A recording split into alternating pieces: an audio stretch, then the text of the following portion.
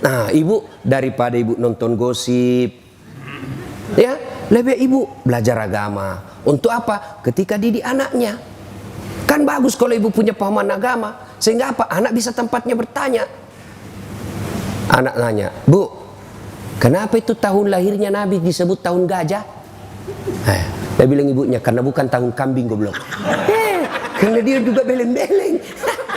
Tapi kalau ibunya tahu, kan dia bisa jelaskan.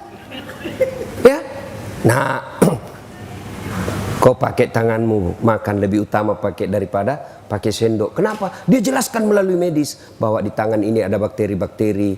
Kalau dia campur dengan makanan, maka bakteri itu lebih cepat hancur di dalam perutmu dibanding kalau pakai sendok. Oh, anak tahu. Oh, pantas sunnahnya begini. Dan orang yang punya ilmu dengan baik, hidupnya akan tenang. Orang yang punya ilmu dengan baik, hidupnya akan tenang. Contoh, ada yang pernah tanya saya, Ustadz, saya dengar ceramah katanya kalau Ramadan boleh berhubungan suami istri. Kalau malam, saya memang boleh. Yang penting istrimu. Biar malam tidak boleh kalau selingkuhmu. Jadi istri boleh kalau malam. Dia bilang apa? Astagfirullah Ustadz, saya sudah 5 tahun biar malam tidak juga. Kadongok kok. Makanya belajar ku agama. Coba, kalau punya agama kan enak hidup. Maka ibu belajar agama. Inilah pentingnya. Pertama kata Nabi, tuntut ilmu pengetahuan. Maka ayat pertama turun, Iqra, baca. Tidak bisa tiap pekan ibu, sekali sebulan lah, kumpul-kumpul. Cuma kalau datang ki begini bu, jangan bersaing. Kada tong ibu-ibu pergi begini, damai tapi gersang. Damai tapi gersang. Jadi korbanlah yang gosip. Apa? Dia tidak cerita tapit mulutnya dong. Penyakitnya ibu-ibu. Apa? Palsu lipstiknya. Kenapa kau tahu? Melengket di giginya. Datang pengajian cuma datang mencela. Saya paling sering korban itu bully. Saya lewat ibu-ibu langsung, itu juga bajunya waktu di YouTube. Sudah, ini yang jadi masalah, masuk setan. Ibu gosip. Maka yang baik kalau diajak gosip, apa jawaban ibu? Na'udzubillah min zalik. Kita berlindung kepada Allah dari keburukan seperti itu. Kan ada rajinnya pengajian istrinya. Iya. Wih, 4 kali pengajian 1 bulan itu istrinya. Tapi kasihannya suaminya selingkuh. Nah, untuk apa ibu cerita begitu? Apa faedahnya? Mestinya ibu, na'udzubillah min zalik. Kita berlindung kepada Allah. Belum tentu suami kita lebih baik dari dia. Sudahlah, tidak usah cerita itu. Tapi kan kita bukan ini. Yang kita lebih senang. Iya. Padahal tidak tahu itu. Ilmu codok. Dia bukan urusan dan urus itu. Yang selalu saya istilahkan toge. Ibu-ibu tahu toge? Coba lihat toge. Selalu ikut campur toh. Soto Banjar ada. Tahu ada. Pecel ada. Gado-gado ada. Nah, karena dia selalu ikut campur, makanya Allah takdirkan tidak ada yang lurus, semua bengkok. Makanya kalau ada ibu-ibu kumpul begini, pilih sindir aja Pak, toge nih ya. Sudah? Nah, 1 ayat pertama turun, Allah perintahkan untuk belajar. Belajar. Nah, yang kedua, kalau bapak mau sukses dunia akhirat, setelah itu ahsin kalamaka, haluskan tutur katamu. Demi Allah, tidak ada orang yang benci orang santun bicara. Makin tinggi jabatannya, makin banyak hartanya, makin status sosialnya baik, tapi kalau santun bicara, orang makin senang. Bahkan apa? Dia akan menjadi teladan buat orang lain. Kau lihat itu, orang kaya itu, bangsawan, pejabat suaminya. Masa? Kok lembut betul istrinya ngomongnya? Nggak kusangka, baik betul istrinya. Orang akan jadi kagum. Tapi ini bukan pejabat istrinya. Suaminya bukan orang kaya, bukan bangsawan, bukan pejabat. Nggak kasarnya bicara. Nggak ada yang senang itu begitu. Maka orang semakin santun ngomong, makin dicintai orang. Coba, adab Santun ngomong. Maka saya tidak masuk akal saya, Pak, kalau ada penceramah, pengkhotbah memaki-maki. Sebab tidak ada dalam Nabi contohkan itu. Tidak ada Nabi mencontohkan memaki-maki orang. Orang datang kepada Nabi dalam keadaan jengkel pun pulang masuk Islam. Memaki-maki Nabi pulang masuk Islam. Coba lihat itu. Nah, jadi Bapak Ibu, kalau mau sukses dunia dan akhirat, haluskan tutur katamu. Kata orang Bugis, pakai sing ampe-ampemu. Baguskan, Pak. Makin santun kita bicara, makin orang senang. Kalau ada orang senang nanti kalau dipuji, pujilah dia. Kalau nanti dia senang kalau dipanggil, dipuji, puji. Bapak juga tidak rugi. Kenapa? Menyenangkan hati orang itu bahagia, ibadah. Kalau dia senang kalau dipanggil bos, panggil bos biar dia senang. Tidak apa-apa, membahagiakan orang itu ibadah. Maka saya juga rasakan itu. Kalau saya baru ketemu orang langsung, Ustadz, tambah mudah Kiku lihat. Saya tahu dia bohong sama saya. Tapi tidak apa-apa, saya senang juga. Saya bilang, saya tahu kau bohong, teruskan aja. Tidak apa-apa, saya senang juga itu. Dan tidak apa-apa, menyenangkan hati orang. Tutur kata yang lembut, insya Allah membuat kita bahagia dunia akhirat. Tidak ada musuh, Pak. Ada tokoh yang merasa dirinya tokoh di Indonesia ini. Sumber kegaduhan, kenapa mulut tidak bisa dikontrol? Biar Bapak hebat, kalau mulut tidak suka dikontrol, tidak bisa, orang tidak senang. Kenapa? Bukan budaya orang Indonesia itu memaki-maki. Kalau Anda bilang demokrasi, iya demokrasi. Tapi dalam hidup sosial ada namanya fenomena, masalah. Idealnya memang mau dikatain apa saja, tidak ada masalah. Tapi budaya kita tidak bisa menerima itu. Maka orang yang baik, santunlah berbicara. Tidak ada musuh, Pak, kalau Bapak bicaranya santun. Tegas terhadap hukum, tidak mesti kasar. Saya dosen, Pak. Saya terapkan hukum dari mahasiswa saya, tidak harus kasar. Adik-adik, ini hari masuk perjanjian kita jam 8.30. Setuju? Setuju. Jam 8.45 tidak boleh lagi ada yang masuk. Tolerirnya 15 menit. Siapa yang terlambat 4.46 tidak boleh masuk. Setuju? Setuju. Pekan depan masuk. Assalamualaikum Ustaz. Salam Dek. Boleh masuk Ustaz? Jam berapa mi Dek? Hampir jam 10 Ustaz, kurang 2 menit. Jam berapa perjanjian? Jam 8.45 Ustaz. Berapa mi sekarang? Hampir jam 9 Ustaz, kurang 2 menit. Berarti dah boleh masuk Ustaz. Ya, minggu depan pi masuk deh. Tunggu mak di luar kalau mau cerita. Keluar enggak sakit hati. Tapi coba kalau baru masuk, terlambat lagi dogo ini. Keluar kok. Keluar nak kasih kempes bawa motor tak, Pak. Makanya tutur kata yang lembut. Coba kalau orang Sulawesi dikasari, dia tikam kita, Pak. Kasih Bapak kasih duit pakai kaki. Ini duit 5 juta ya Beko. Biar saya miskin, jangan kau hina saya. Ku tawak kok. Tapi kalau lembut, Pak, tidak ada orang tidak senang orang bicara lembut. Maka itu wasiat agama, wasiat Nabi. Kalian mau sukses, ahsin kalamaka, haluskan tutur katamu. Yang ketiga, kalau kalian mau sukses, as-sadaqatu, bersedekahlah. Demi Allah, Bu-ibu, tidak ada orang bangkrut gara-gara sedekah. Tolong carikan ibu, sahabatnya ibu yang dermawan bangkrut. Tak ada. Yang bangkrut gara-gara apa? Pelit. Kenapa? Banyak doakan orang sial. Coba kalau ibu dermawan, sudah meninggal pun orang doakan. Sudah kita pergi ziarah kubur, lewat kuburnya ibu, baik sekali ibu ini waktu hidup. Bayangkan itu semua masjid dia yang tanggung tegelnya. Itu masjid kau tempati sholat itu. Ini ibu yang belikan. Bacakan Fatihah. Padahal sudah 5 tahun meninggal, orang masih mengenangnya. Bapak ada tahu namanya Masjid Sudirman di Makassar, sampingnya Bang Sulsel. Coba itu kalau Bapak di situ sholat Jumat, ada 3 orang yang selalu didoakan setiap Jumat. Mari kita kirimkan suratul Fatihah. Jamaahnya sekitar 2.000 orang itu di masjid. Suratul Fatihah kepada siapa? Andi Oni Tandri Gappa. Yang kedua, Andi Odang. Kenapa? Beliau yang membangun masjid itu berdua, sehingga tiap Jumat orang doakan, padahal sudah bertahun-tahun meninggal. Kenapa? Dermawan. Tapi kalau ibu pelit, jangankan mati, lewat masih hidup ibu didoakan sial. Benar Pak, lewat mobil kita apa dibilang, mudah-mudahan tabrakan, pelit betul. Tidak pernah juga kita dikasih naik mobilnya. Lewat mobilnya cuma di klakson saja. Saya kira dikasih mau naik kasih kita, ternyata cuma di klakson.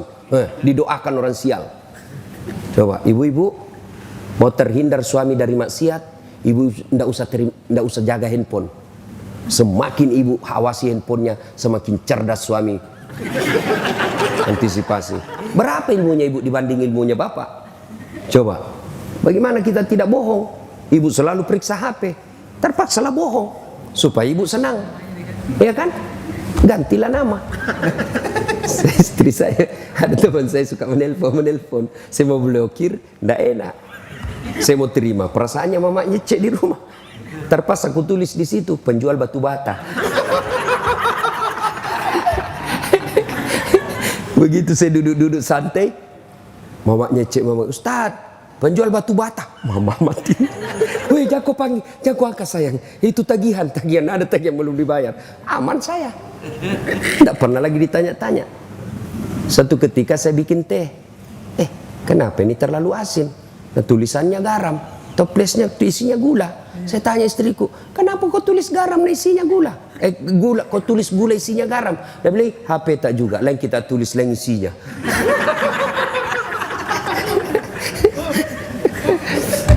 Sedekah ibu-ibu bersedekah, sebab di akhirat nanti itu bu, nafsi-nafsi. Siapa yang sedekah? Suami sedekah, ibu tidak dapat. Ibu sedekah, suami tidak dapat. Kecuali kita sudah bersepakat, Pak, hari Jumat sedekah ya. Nah ini, Pak, hari Jumat Pak, sedekah, jangan lupa sunnahnya sedekah di hari Jumat mulia ini. Oke, berapa? Saya 1 juta juga Pak ya. Bapak bilang, iya, ibu dapat. Tapi kalau sebaliknya, suaminya ada nih di kantong 1.500.000. Bu, kasih saya baju sholatku itu. Ibu dah, Pak, kenapa ada ini 1,5 juta? Pembeli semen masjid. Apa sok kaya, semen. Tidak usah itu, mari itu untuk bisa ini belikan cincin ini. Nah, suami masuk surga, ibu di blender nanti di akhirat. Ada kan begitu? Apalagi kalau suami takut sama istri, mau bersedekah tiba-tiba tidak jadi. Apa masih sok kaya kamu? Suaminya langsung mengalah, ya sudahlah terserah kau. Ada suami begitu di sini? Takut sama istrinya? Ada? Berhenti jadi laki-laki Pak. Kalau Ustaz, saya tidak, cuma istriku lebih berani.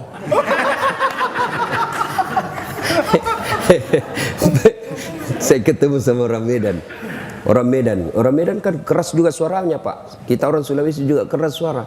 Sama Pak, sama keras suaranya. Cuma bedanya orang Medan takut sama istrinya. Terus orang Sulawesi, istrinya lebih berani. Ya Bapak, saudara-saudara sekalian, bersedekahlah. Di akhirat kelak, Nabi pernah ceritakan ibu, di depan pintu sorga ada 4 manusia bertengkar masing-masing mau masuk sorga. Siapa? Dipanggil orang pertama. Kata malaikat, maju. Kenapa kau mau masuk nomor 1 ke dalam sorga? Ya malaikat, saya waktu hidup, saya haji mabrur. Katanya haji mabrur nomor 1 masuk sorga. Katanya sih. Siapa kasih tahu kau? Ustadz. Wah, kalau begitu kau tidak boleh dahului ustadzmu. Dosa kau. Mundur orang kaya. Panggil orang kedua. Kamu, kenapa masuk nomor 1? Jibril, saya dulu mati syahid membela agama Allah. Katanya orang mati syahid nomor 1 masuk surga. Katanya, siapa kasih tahu kau? Ustadz. Wah, sama, tidak boleh kau dulu ustadzmu. Dosa kau. Mundur. Panggil orang ketiga. Kau, saya dulu kaya, rumahku besar di Cipete 1 nomor 88. Saya bikin pengajian, undang Ustadz Dasat. Katanya orang kaya yang pemurah nomor 1 masuk surga. Katanya, siapa kasih tahu kau? Ustadz. Mundur. Tidak boleh kau dahului ustadzmu. panggil orang keempat. Kamu, kenapa masuk nomor 1? Saya lah Ustadz yang dicerita ini tadi 3. Oh kau, saya lah Dasat Latif. Kau sudah. Saya yang kasih tahu mereka ini. Wah, kalau gitu kau masuk surga. Masuklah surga ini Ustadz. Tinggal beberapa langkah masuk surga, tiba-tiba dia berkata, wahai malaikat, betul saya dakwai mereka, betul saya memberitahu mereka, saya bisa jadi Ustadz karena ada orang kaya kasih saya duit beli buku. Saya jadi Ustadz karena ada orang kaya bangun masjid tempat saya dakwah. Saya jadi Ustadz karena ada orang kaya bangun sekolah tempat saya nuntut ilmu. Nih saya jadi Ustadz, jasa-jasanya nih orang kaya nih. Saya malu mendahului dia. Dia banyak betul partisipasinya dalam hidup saya. Ya Jibril, sampaikan kepada Allah, saya tidak mau mendahului orang kaya yang pemurah ini. Akhirnya Allah hadiahkan kalian orang kaya yang pemurah, nomor 1 dulu masuk ke dalam surga. Orang kaya yang pemurah. Tapi orang kaya yang pelit, nomor 1 juga. Kemana? Ke neraka. Terserah ibu-ibu mau pilih jalur mana. Ibu-ibu yang sudah kaya, jangan lupa investasi untuk akhirat. Bawa itu berlianmu ke akhirat. Bawa itu jamrutmu ke akhirat. Jangan cuma pakai di dunia. Gimana caranya? Kirim sebelum ibu wafat. Enaknya itu kita jadi orang kaya, Bu. Ada nikmat yang orang lain tidak miliki sebagai orang kaya. Apa? Status sosial. Ibu coba pakai emas palsu. Tidak ada orang percaya bilang palsu. Coba pakai. Semua orang bilang asli. Palsu. Tidak mungkin mas orang kaya pakai palsu. Itu enaknya dia orang kaya. Tapi orang miskin biar dia pakai asli. Dari mana dia dapat itu? Itu enaknya jadi orang kaya. Maka saya seandainya kaya palsu aja aku pakai semua. Pak. Nah, maka yang baik. Nah, itu saya sudah sedikit lagi saya ini. Ada itu sawah di kampung.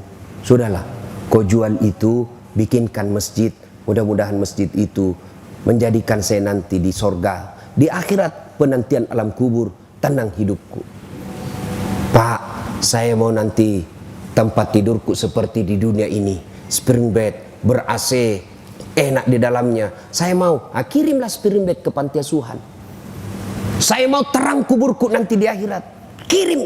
Karena ibu dikubur, ibu bukan menanti 1 tahun. Bukan menanti 100 tahun. Menanti sampai hari kiamat. Dan ibu kalau meninggal, siapa yang kuasai hartanya ibu? Ibu kalau meninggal, siapa? Istri kedua. Maka waktu ibu meninggal, menangislah suami. Diambillah cincinnya. Sayangku, inilah pemberianku untuk kunikahi kau. Diambil lagi gelangnya. Sayangku, ini hadiah ulang tahun. Diambil semua. Sudah itu 3 bulan menikah. Maka dia kasihlah istrinya yang baru. Sayang, ini cincin paling disenangi istriku yang dulu. Ibu sudah dikubur. Suami enreyen dengan istri baru. Maka lebih baik ibu bersedekah. Sedekah ibu, sedekah. Ya, sedekah. Maka ibu akan menikmati dunia akhirat. Tidak betul juga kalau ada ustadz bilang, saya tidak setuju juga kalau ada ustadz bilang, tidak usah kau cari uang banyak-banyak, tidak bawa mati. Salah. Cari banyak-banyak, bawa mati. Gimana caranya? Kirim sebelum mati. Saya mau nanti kuburku lapang, bangun masjid yang besar, insya Allah. Ibu-ibu mau terhindar suami dari maksiat, sudah. Bagaimana? Tolak bala dengan apa? Sedekah. Sittatu tasidupul umur, kata Nabi. Ada 6 sifat membuat umurmu jadi panjang dan kau tertolak dari bencana. 1 diantaranya kata Nabi, as-sadaqatu, bersedekahlah. Jadi kalau ibu-ibu sudah mulia, lihat gelagat-gelagat suami sudah lain-lain. Setiap terima handphone sembunyi di kamar mandi. Sudah patut dicurigai itu. Daripada ibu curhat di Facebook, curhat di WhatsApp, tidak kusangka kau begitu. Di mana di kau? Beleng-beleng. Apa mau curhat rahasia rumah tangga di medsos? Karena ada juga itu ibu-ibu begitu. Andai ku tahu kau begini, aku tidak akan menerimamu dulu. Apalagi tidak, aku sudah punya anak 2. Lebih curhat di hadapan Allah. Bangun ibu sholat tengah malam, ngadu dalam doa, minta. Doa itu bukan beli buku di toko Gramedia baru kita hafal. Bukan, berdoa itu bukan menghafal. Doa itu curhat. Bahasa Bugisnya doa sama peletu. Daripada ibu bahasa Arab bingung malaikat. Malaikat apa maksudnya ini ibu? Aduh, bingung lagi saya lihat ini ibu. Ibu lain di bibir, lain di hati. Menangislah dia berdoa. Iya, apa dia bilang ini ibu? Dia minta supaya suaminya setia, tapi doa yang dia baca doa minta hujan. Bingunglah malaikat. Maka ibu tidak harus bahasa Arab berdoanya. Ya, nah ibu namanya sholat hajat. Selesai sholat hajat, tumpahkan luapan hatimu kepada Allah. Ya Allah, Engkau tempatku beribadah, dan hanya Engkau tempatku memohon. Engkau melarangku curhat kepada manusia. Engkau melarangku meminta tolong kepada selain Engkau ya Allah. Maka aku datang memohon kepadamu ya Allah. Kurendahkan harapanku hanya kepadamu ya Allah. Iyyaka na'budu wa iyyaka nasta'in. Ya Allah, suamiku makin hari makin liar saya lihat ya Allah. Tidak mungkin saya bisa menjaganya 24 jam ya Allah. Tapi Engkau yang maha memelihara ya Allah. Ya Allah, ini ada duitku 1 juta. Besok saya bawa ke panti asuhan. Mudah-mudahan 1 juta ini suamiku terhindar dari wanita jahat. Bismillahirrahmanirrahim. Coba amalkan itu ibu. Coba amalkan. Cuma yang jadi masalah kalau suaminya juga bangun sholat tahajud. Ya dia sudah tahu juga rumusnya pak. Ngadulah kepada Allah. Ya Allah, capek sudah saya lihat istri saya ya Allah. Ngamuk aja kerjanya ya Allah. Tiap hari ngamuk aja kerjanya ya Allah. Kala-kala Satpol PP. Ya Allah, ini ada duit saya 1 juta ya Allah. Saya bawa besok ke panti asuhan. Mudah-mudahan 1 juta ini istriku ikhlas saya kawin lagi ya Allah. Bingung malaikat, yang mana dikabulkan doanya? Sedekah pak, sedekah. Bapak-bapak yang mulai sakit-sakitan, sedekahlah. Jangan andalkan dokter. Dokter itu hanya alternatif yang kesekian. Yang menyembuhkan manusia bukanlah dokter, tapi Allah. Bagaimana supaya Allah mengabulkan doa kita? Sedekahlah. Datang ke panti asuhan, kumpulkan, bawa, makasih langsung antara tangannya bapak dengan tangannya itu anak. Tidak usah pakai sopir, tidak usah bawa pembantu, tidak usah orang lain. Tangannya bapak dengan tangannya itu anak. Itu yang disebut memuliakan anak yatim. Lalu minta, nak doakan saya, rumah tanggaku bahagia, bisnisku sukses. Begitu anak yatim ini mengatakan amin, itu doa. Tidak harus dia salat. Begitu nak doakan saya ada masalah nak. Doakan saya supaya selesai masalah saya tahun ini. Begitu anak ini tulus mengatakan amin, menggetarkan arasnya Allah. Sedekah. Ibu-ibu ada masalah, sedekah. Makin ibu pelit, sudah sewajarnya dikeluarkan, tidak dikeluarkan, maka Allah tegur kita. Dipaksa keluar duit kita. Tiba-tiba apa? Ada masalah. Yang lama disembunyi ternyata dapat kasusnya oleh polisi. Habis hanya untuk atur damai, atur damai, atur damai. Dan tidak ada damai-damainya. Ganti Kapolres, atur damai lagi. Ganti lagi, atur damai lagi. Atur damai lagi. Habis hanya untuk atur damai yang tidak pernah damai-damai. Ya? Ya pak, tiba-tiba anak kita tanpa sepengetahuan kena narkoba. Itu Allah paksa. Tiba-tiba kena kita penyakit yang belum tahu apa dokter katakan. Tapi saya sakit dok, kok begini. Dokter periksa tidak ada penyakitnya. Itu Allah tegur, kau terlalu pelit. Sedekahlah. Akan bapak ibu sehat walafiat. Nah, yang keempat kata Nabi, kalau kalian mau sukses, silul arham. Sambungkan persaudaraan, perbanyak temanmu. Keliru sekali orang di zaman sekarang ini memperbanyak musuh. Jangan memperbanyak musuh. Maka salah satu teknik dakwah saya pak, tidak mau menyerang orang, menyakiti orang. Karena dakwah ini harus kita rangkul orang. Ya, banyak teman, banyak rezeki. Saya selalu bilang begini pak, saya ini tidak banyak uangku, tapi temanku banyak. Temanku yang banyak uangnya. Ada Pak Ridwan, ada Haji Halim. Assalamualaikum Haji. Waalaikumsalam. Aman lagi saya ini. Ya Pak. Saya itu di Makassar Pak, hampir tidak pernah laku duit saya. Kemana-mana saya gratis. Makanya istri saya itu senang sekali kalau saya ke pasar. Ustadz aja ke pasar. Saya pergi pasar Poter ya. Assalamualaikum Ustadz. Dalam hatiku aman lagi keranjang. Dalam bawa telur.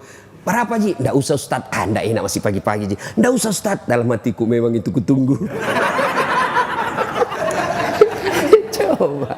Banyak teman, banyak rezeki. Yang kedua, banyak teman gampang selesai masalah. Banyak orang Pak tidak perlu keluar duitnya karena masalahnya Anda, karena pertemanan. Inilah yang bahasa modernnya koneksi.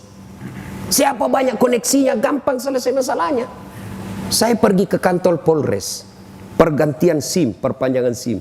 Baru saya turun dari mobil, dilihat CCTV, keluar ke Polres. Assalamualaikum Ustadz. Waalaikumsalam. Siap komandan. Ada apa ini Ustadz? Perpanjangan SIM komandan. Tunggu Ustadz, panggil Kasat Lantas. Bantu itu Ustadz ya. Jangan lagi kau minta uangnya Ustadz. Berdosa uang Ustadz kau makan. Selesai masalah Pak.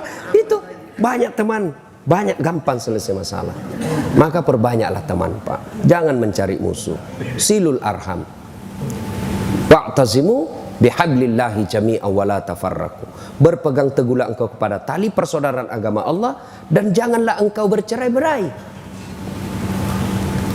Apa yang membuat biasa kita bercerai-berai? Apa? Kesombongan. Jangan sombong. Makanya saya senang betul tadi masuk di sini, saya lihat rumahnya. Langsung Pak Haji bilang, titipan Ustadz. Menyadari bahwa ini titipan. Harta itu Bu, simpan pada tempatnya. Jangan simpan di hati. Kalau Bapak simpan di hati, menderita itu. Sendalmu yang 70 juta simpan di kakimu. Apa haram? Tidak. Kalau ibu pakai supaya orang tidak hina ibu, boleh. Namanya muru'ah. Kewajiban membela harga diri supaya orang tidak hina kita. Boleh. Lalu kapan dia sombong? Ketika ibu pandang enteng orang miskin. Ibu pakai sepatu harga 70 juta. Depan orang miskin dikasih gini terus kakinya. Orang miskin. Kau tahu ini 70 juta ini. Kamu sombong. Meremehkan orang. Bapak pakai harga baju krokodil yang cap buaya. Katanya kalau asli buayanya menghadap ke dalam. Kalau palsu menghadap keluar jadi buaya darat. Apa sombong? Tidak. Kapan dia sombong? Ketika Bapak katakan, Ustadz, kau tahu ini 3 juta ini tidak bisa kau beli Ustadz. Sombong, kau remehkan Ustadz. Tapi kau, Ustadz, 3 juta ini tidak bisa kau beli, karenanya saya kasih kau ambil ini. Tidak apa-apa. Ya, jangan pernah meremehkan orang, titipan aja. Ya, sombong bisa memutuskan persaudaraan. Yang kedua, yang bisa memutuskan persaudaraan, sakwa sangka. Orang belum tentu pikirnya itu kita pikir. Mentang-mentang dulu itu saya yang sukses itu. Saya yang pertama kasih kenal itu di polisi sehingga banyak usahanya. Kalau bukan saya, nggak jalan itu. Tiba-tiba ditelepon nggak dijawab, sangka baik. Mungkin lagi sholat duha.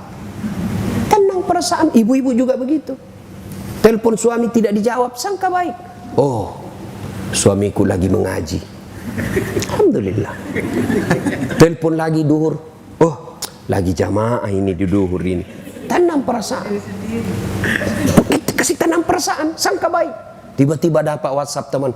Saya lihat suamimu di atas mobil. Cantik betul. Suamiku lagi nge-grab.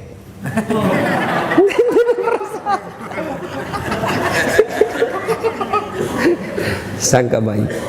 Dan yang kelima, kalau kalian mau sukses dunia akhirat, wa minal laili fatahajjat bihi. Bangunlah sepertiga di akhir malam untuk sholat tahajud. Akhir malam ini jalur khusus. 5 waktu padat saluran, macet. Semua orang sholat. Jumat apalagi, padat Pak. Sibuk-sibuknya jalur Pak, macet jam kantor. Biar orang tukang judi datang juga itu hari Jumat. Pembohong datang juga Pak. Paling terlambat datang, paling cepat pulang. Khotbah orang dia tidur. Pas bangun, aliran apa ini masjid? Tidak ada khotbahnya. Bukan aliran apa, kau tidur dogo. Nah, tapi tengah malam, jam 2 dini hari, jam 3 dini hari, ketika orang lain tidur, ibu justru bangun mengadu kepada Allah, jalur khusus. Tatajafa junubuhum anil madaji yad'una rabbahum khaufaw wa tama'u wa mimma razaqnahum yunfikun. Orang yang ingin mendapat kasih sayang, cintaku, pertolonganku, sepertiga di hari malam mereka jauh dari tempat tidurnya karena mengharap kepadaku, memohon kepada saya. Amalkan 5 ini, insya Allah aman. Ibu bapak saudara-saudara sekalian, inilah tausiah kita, mudah-mudahan ada manfaat. Kita review kembali. 1, tuntut ilmu pengetahuan. 2, bersedekahlah. Yang ketiga, haluskan tutur kata. Yang keempat, silul arham, sambungkan persaudaraan. Dan yang kelima, wa minal laili fatahajjat bihi, bangunlah engkau sepertiga di malam untuk menunaikan ibadah salat lail. Apabila 5 hal ini kita lakukan, janji Allah, maqamam mahmuda, saya angkat derajatmu, derajat di dunia, derajat di akhirat. Apabila semua sudah terkabul apa yang Bapak mau, jangan lupa sujud syukur. Pak Haji, ya CC proyek, alhamdulillah. Langkah berikutnya sujud syukur. Tapi kalau Bapak ucapkan alhamdulillah, itu kasih jelas dan ikhlas. Kan biasa kita tidak jelas dan tidak ikhlas. Alhamdulillah. Alhamdulillah. Apa artinya itu bos? Panasai. Ada kan biasa juga, coba lihat itu di masjid. Sama-sama subhanallah, sama-sama 33, sama-sama mulainya. Saya baru 11, dia sudah sampai. 9. Apa artinya itu? 9. Dula. Apa itu dula bos? Panasai. Ya? Alhamdulillahirabbil alamin. Jadi ibu ketika bersyukur, jelas itu ucapannya. Alhamdulillahirabbil alamin. Sudah itu sujud. Sujud syukur. Di mana sujudnya? Di kantor boleh, di atas mobil boleh. Kalau ibu bawa lapang mobilnya, tidak muat, sudah langsung saja dashboardnya. Ya Allah, terima sujud hamba ini sebagai syukur hamba kepadamu atas nikmat yang baru saja ku dengar. Dan kalau ibu pandai bersyukur, ibu semua sudah hafal ayatnya. Saya akan tambah nikmatku. Allah tambah nikmat. Tapi kalau tidak, inna adzabi lazadid, maka saya siksa kau atas nikmat yang saya kasih. Apa siksanya? Duitnya banyak, 7 miliar duitnya, tapi dilarang makan nasi. Apa Pak dilarang makan nasi? Apa enaknya? Saya diundang pergi ceramah di Milan, fit saja dikasih. Saya bilang, makanan apa aku kasih saya ini? Mie-nya juga tidak jelas apa. Mie-nya ini kayak, saya bilang, saya perut bugis bos, carikan saya nasi. Tidak goyang perutku kalau tidak ku kasih saya nasi. Tidak bisa saya ceramah kalau tidak kasih ketemu saya nasi. Baru 2 hari sudah sengsara. Dilarang makan nasi, dilarang makan garam, dilarang makan gula, dilarang makan daging, dilarang makan yang pedas. Apa aja bisa dia makan? Ubi jalar yang warna ungu. Apa ndak setengah mati? Dia ke dokter, apa kata dokter? Pak, Bapak ini selama aktif tidak pernah kena matahari. Mulai besok Bapak kalau bisa dari jam 9 sampai jam 11 Bapak jalanlah seputar komplek. Jangan pakai baju Pak ya, supaya kena semua sinar matahari baju. Jangan pakai celana panjang, celana pendek makin bagus Pak ya. Jangan pakai sendal, kelilinglah dia di komplek dari 9 pagi sampai jam 11 tidak pakai sendal, tidak pakai baju. Apa bedanya sama gembel? Itu azab Allah. Mobil harga 2 miliar tapi tidak pernah dinikmati. Baru 10 menit di atas sudah stres. Rem. Mobilnya 2 miliar tidak bisa dinikmati. Masuk di kamar kata dokter, Bapak tidak boleh pakai AC. Duitnya 7 miliar tidak bisa tidur. Itu sudah azab Allah. Dan percayalah, sesungguhnya Allah Maha Pengasih. Tidak mungkin Allah menyiksa kita apabila kita taat kepada Allah. Dan puncak ketaatan itu adalah sholat 5 waktu.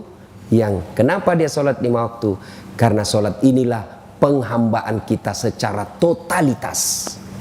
Saya ulang, sholat inilah puncak pengakuan kita sebagai hamba totalitas. Semua, lahir batin. Puasa penghambaan, tapi masih bisa bisnis. Ya toh? Haji penghambaan, tapi masih bisa niaga, masih bisa peluk-peluk istri, masih bisa dengar musik, bayar zakat, masih bisa penghambaan itu, tapi masih bisa kegiatan lain. Tapi sholat 5 menit tidak boleh ada kegiatanmu lain. Total lahir batin kau mengaku hamba kepada Allah. Tidak boleh bapak sholat sambil gendong-gendong istri. Tidak boleh belem-belem pas itu. Nah itu puncak kesyukuran kita, ketaatan kepada Allah Subhanahu Wa Taala. Terima kasih. Mudah-mudahan kehadiran saya ada faedah. Terima kasih kepada Pak Haji yang mengundang kita datang ke tempat ini. Sebagai rasa syukur kita doakan sahibul bait, tuan rumah, sukses segala usaha, bahagia rumah tangga, dan dilapangkan segala rezeki beliau. Amin. Lebih dan kurangnya mohon dimaafkan. Nun wal kalam ya misturun. Billahi pisah.